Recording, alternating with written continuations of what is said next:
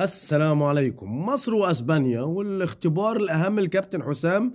ولو انت هتقيم منتخب مصر على ماتش السعوديه فبقول لك لا، تقييمك غلط يا صديقي. ماتش السعوديه ما كانش مقياس لمنتخب مصر.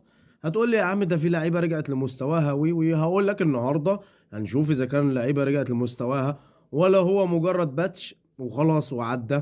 ماتش السعوديه كان ماتش السعوديه كلها كانت اوف داي، ما كانش الفريق جاهز.